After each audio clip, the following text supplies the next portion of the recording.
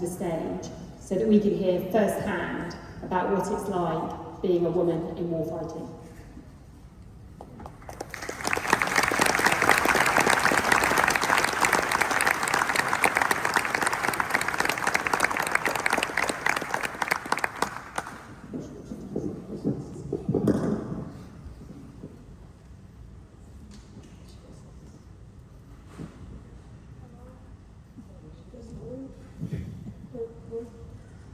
Hello everyone, I'm really happy to be here.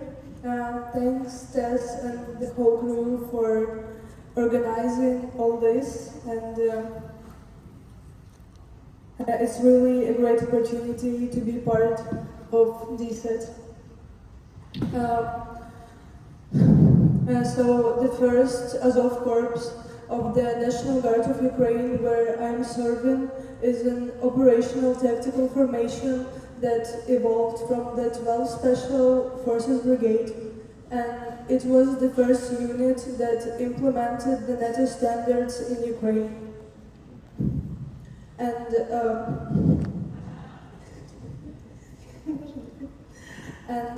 I will speak only for my own unit because an Ukrainian army covers an incredibly broad spectrum, and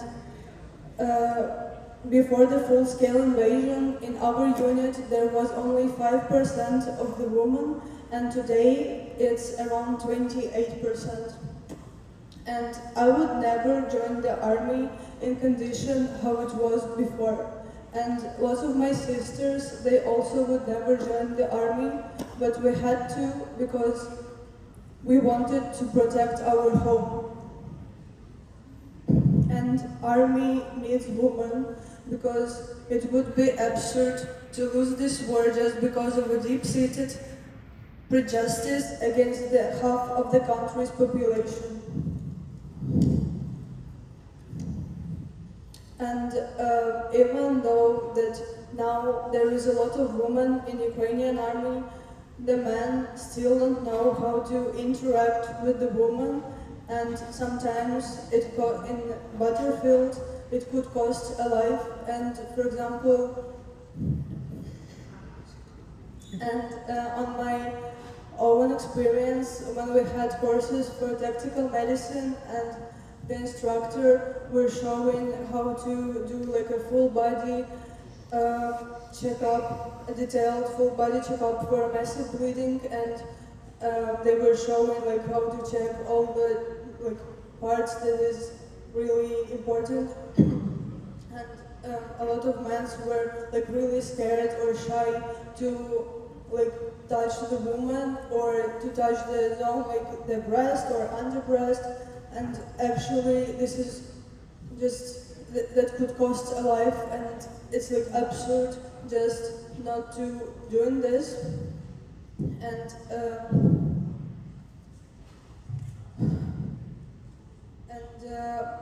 because men are not accepting the women in the army, they don't want to learn how to provide the first medical aid, or how to create the woman's uniform, or how to organize the life in the dugouts with the woman. And this is just like the basic things that we should accept in the army. And equality is not about a woman having constantly prove her place in the military, but it's about the recognition running on completely different currency. It's about the professionalism, about the brotherhood, the drive to improve, and devotion to the nation. And none of this had anything to do with your sex. And when the question genuinely stops crossing people's minds inside the unit, you achieved something that no policy document can ever manufacture. And I know that I didn't grow up by fixing generators or doing some engineering stuff or doing repair works, but I'm learning how to do it in the army because I care. And lack of muscles doesn't mean a lack of principles. And the more women actually hold in the decision-making roles, the more changes we see and the faster they cure. And the service for women in Ukraine is voluntarily, so it means that it's 100% a choice of, so it's 100% a choice of the woman to be a part of the army, and consequently the women who came to us from the civil society, from business, from the public sector, have made an extraordinarily deliberate decision. And this is a fundamental difference between a mobilized man and a woman who has weighted her decision and chosen it voluntarily. And the level of the intent changes the texture of the unit, and it raises the bar for the everyone. And this year I was issued a female-specific underwear in the National Guard, and this time it happened without any effort of my part. It happened just simply through the routine and the standard procedure. But it happened only because thousands of servicewomen before fighted to make it a reality. And 10 years ago, nothing designed specifically for a woman in the military was unthinkable.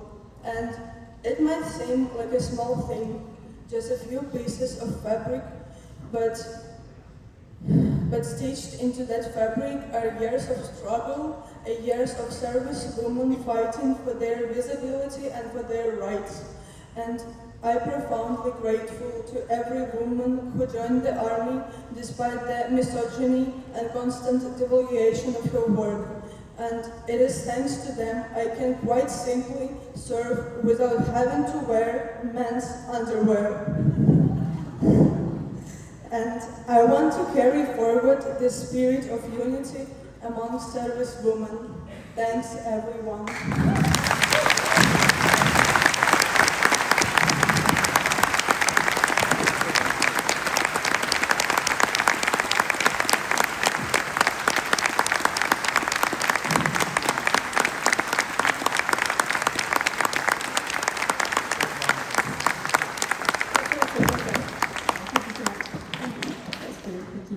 I mean, that was a wonderful account, and I think that kind of gives us a new motto, lack of principles does not equal lack of principles. No, I think that was brilliant, and I think it's really set the day off well. So if we can just take a 2-minute, please don't go anywhere, just stay in place, just